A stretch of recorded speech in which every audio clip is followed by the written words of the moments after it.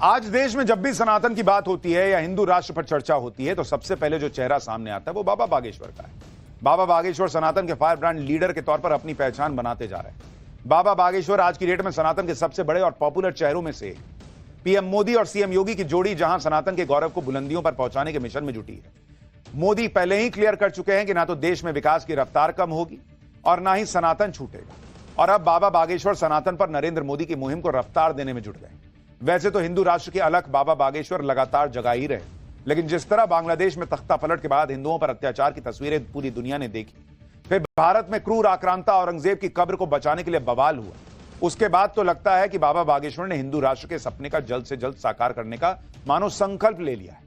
बाबा Bageshwar UP के मेरठ पहुंचे हैं। मेरठ पहुंचते ही बाबा बागेश्वर ने धमाल मचाना शुरू कर दिया। मेरठ पहुंचते ही सबसे पहले बाबा बागेश्वर ने किस तरह हिंदू राष्ट्र की हुंकार भरी, औरंगजेब प्रेमियों पर क्या जवाब दिया, और कैसे आज योगी आदित्यनाथ ने भी बहुत कुछ ऐसा कहा है जिससे बहुत जगह आग लगी है, यह सब दिखाऊंगा। पहले इसकी एक झलक देखिए।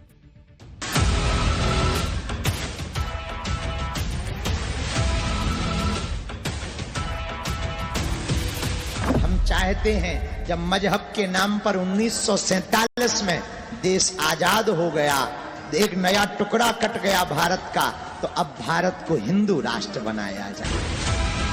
आप लोग आशीर्वाद दो कि हम निरोगी रहें और ऐसे ही हमारी बुद्धि रहे, ताकि हम भारत को हिंदू राष्ट्र बनते हुए देख ले। हमको ना नेता बनना है, ना किसी पार्टी को वोट दिलवाना है। हम भारत के हैं और भारत हमारा है।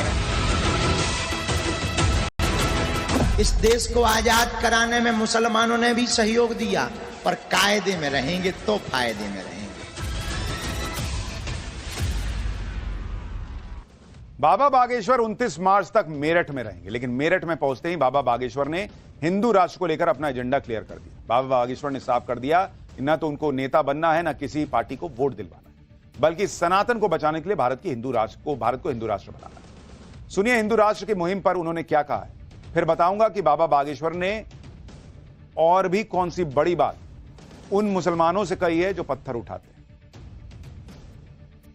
या हमको अपनी पीड़ा नहीं है, हमको ना नेता बनना है, ना किसी पार्टी को वोट दिलवाना है। हम भारत के हैं और भारत हमारा है, और हम चाहते हैं तुम्हारी बहन बेटियों के ऊपर अब अत्याचार ना हो। हम चाहते हैं रामायण को फिर से ना जलाया जाए। हम चाहते हैं अब संतों को पीटा ना जाए। हम चाहते हैं जब मजहब के नाम पर 1947 में देश आजाद हो गया, एक नया टुकड़ा कट गया भारत का, तो अब भारत को हिंदू राष्ट्र बनाया जाए। हिंदू राष्ट्र की मुहिम छेड़ चुके बाबा बागेश्वर ने साफ कर दिया कि वो मुसलमान विरोधी नहीं, लेकिन बांग्लादेश में जिस तरह हिंदुओं की बस्तियां जलाई गई वो भारत में नहीं चलेगी। बाबा बागेश्वर ने सनातन विरोधियों को एक बार फिर सीधा मैसेज दिया कि कायदे में रहोगे तो फायदे में रहोगे। सुनिए एक बार। अभी एक नई न्यूज आई बांग्लादेश से, हिंदुओं की पूरी बस्ती को जला दिया। हम मुसलमानों के विरोधी नहीं हैं भैया, ना। इस देश को आजाद कराने में मुसलमानों ने भी सहयोग दिया, पर कायदे में रहेंगे तो फायदे में रहेंगे।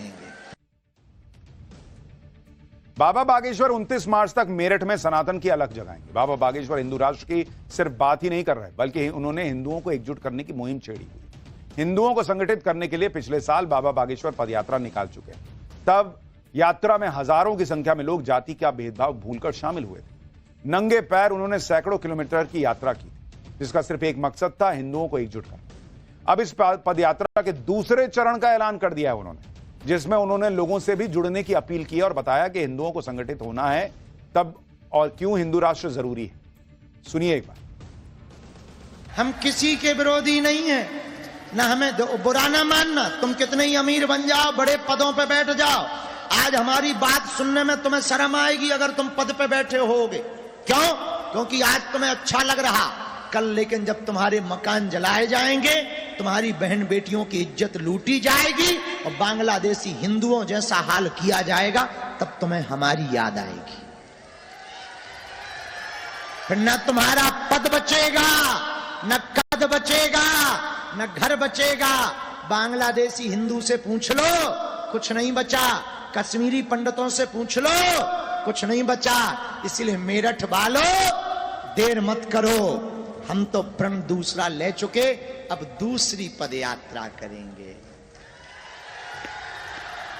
कैंसर हॉस्पिटल का काम तो चल ही रहा, शुरू होगा, बन जाएगा, लेकिन हम उसके पहले पदयात्रा भी करेंगे भैया, ताकि हम अपने काम से विचलित ना होवें और आप लोग आशीर्वाद दो कि हम निरोगी रहें और ऐसे ही हमारी बुद्धि रहे, ताकि हम भारत को हिंदू राष्ट्र बनते हुए देख लें। दिल्ली से वृंदावन पदयात्रा निकालने वाले हैं और तैयारियां शुरू हो गई। और कुछ लोग कहते थे 15 मिनट को पुलिस हटा लो, हम उनको कहेंगे ठटरी के बरे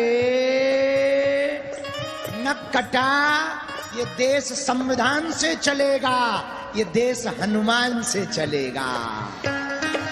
इस देश में संतों के हाथों में एक हाथ में संविधान हो, एक हाथ में पुराण हो। इसलिए भैया हमने सोचा है अब हिंदू मिट ना जाए, हिंदुओं पर अब धावा ना बोला जाए, बाबर या अकबर महान ना बताया जाए और भारत को हिंदू राष्ट्र बनाया जाए। बाबा बागेश्वर ने हिंदू राष्ट्र पर अपना एजेंडा क्लियर कर दिया। तो हिंदुत्व के फायर ब्रांड लीडर और यूपी के सीएम योगी आदित्यनाथ ने भी आज सनातन के गौरव को लौटाने के लिए बड़ा ऐलान किया। सीएम योगी ने पॉडकास्ट में सनातन से लेकर मुसलमान और औरंगजेब तक हर मुद्दे पर खुलकर बात की। योगी आदित्यनाथ ने क्लियर कट कह दिया है कि संभल ही नहीं, जहां भी सनातन के गौरव को लौटाने की गुंजाइश दिखेगी वो पीछे नहीं हटेंगे। और मथुरा में श्री कृष्ण भूमि को लेकर भी योगी आदित्यनाथ ने बड़ा बयान दिया। योगी आदित्यनाथ ने कहा कि उनकी सरकार कोर्ट और कानून का सम्मान करती है, नहीं तो अभी तक तो मथुरा में बहुत कुछ हो गया हो। आप भी योगी आदित्यनाथ को सुनिए एक बार। कानून के दायरे में रह के सब काम कर रहे हैं। अगर कानून के दायरे में रह रहे हैं तो फिर आप मथुरा की बात क्यों उठा रहे हैं? मथुरा की बात क्यों नहीं उठानी? मथुरा श्री कृष्ण की जन्मभूमि नहीं है क्या? पर वो तो अब कोर्ट में है ना। कोई कोर्ट का ही आदेश पालन कर रहे हैं ना, तो अब तक तो वहां बहुत कुछ हो गया होता। तो अयोध्या, काशी, अब फिर मथुरा भी, और कितने और?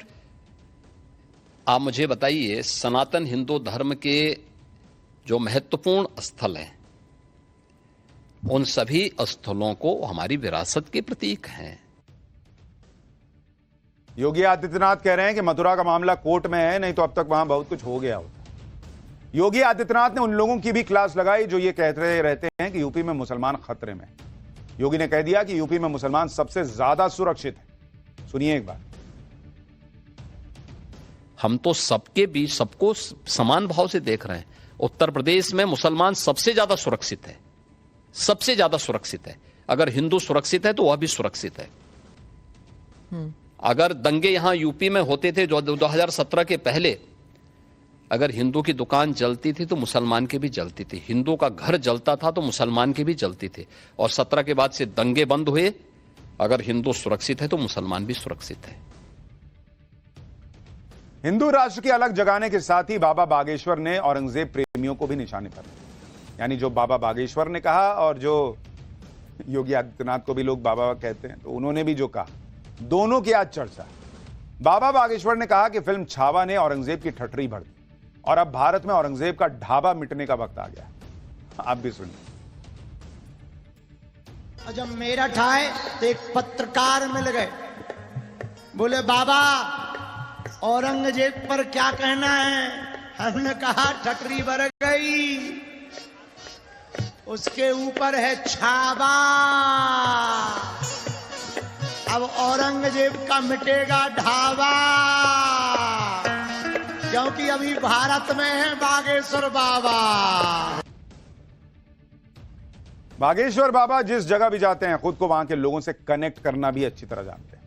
अब देखिए, इन दिनों मेरठ में हुए मर्डर केस की पूरे देश में चर्चा हो रही है, जिसमें एक लड़की ने अपने प्रेमी के साथ मिलकर अपने पति की हत्या कर दी और शव को नीले रंग के ड्रम में सीमेंट में भरकर ठिकाने लगाने की कोशिश की। इस घटना में इस्तेमाल नीले ड्रम का बाबा बागेश्वर ने अपनी मेरठ यात्रा से कैसे कनेक्शन जोड़ दिया, वो भी सुनिए। आजकल मेरठ को ब्लू वाला ड्रम बहुत फेमस है भैया। आजकल मेरठ को वो नीलो वाला ड्रम भारी फेमस है। पति सदमा में है, हमारे घर के बगल में एक पड़ोसी रहते, उनने तो नीले ड्रामे ही बेच दे। हमने पूछी क्या बात है? बोले गुरुजी तुम जा कहां रहे? हम कहा मेरठ जा रहे। बोले संभल के रहियो, वो घर में रुकियो जोन में नीलो ड्रामा। मेरठ वालों को हम बहुत अच्छे से जानते हैं, बहुत अच्छे से। भगवान की बहुत कृपा है मेरठ वालों का। मेरठ का एक लड़का था छोटा सा, स्कूल में पेपर देने गया तो उसमें क्वेश्चन आया, चुनौती किसे कहते हैं बताइए। अब लड़का चूंकि मेरठ का था तो उसने लिख दिया आगे पढ़िए।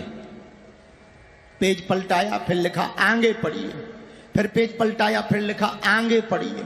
जब लास्ट का पेज बचा तो उसने पेज पे लिखा, मास्टर तेरे बाप में दम हो तो मुझे पास करके बता, चुनौती इसे कहते हैं। तो जब मास्टर साहब ने चेक करवाया कि पता करो ये लड़का कहां का है, तब पता लगा वो मेरठ का है। और हमने पूछवाया, हमने कहा भैया वो लड़का मेरठ में रहता कहां? बोले घंटा घर के आसपास। हम कहा तो ठीक है फिर, हम कहा तो ठीक है फिर। मेरठ के लड़के ने तो चुनौती को डिफाइन कर दिया, लेकिन देश में कई ऐसी चुनौतियां हैं जिससे नरेंद्र मोदी निपट रहे हैं और देश को आगे ले जा रहे हैं।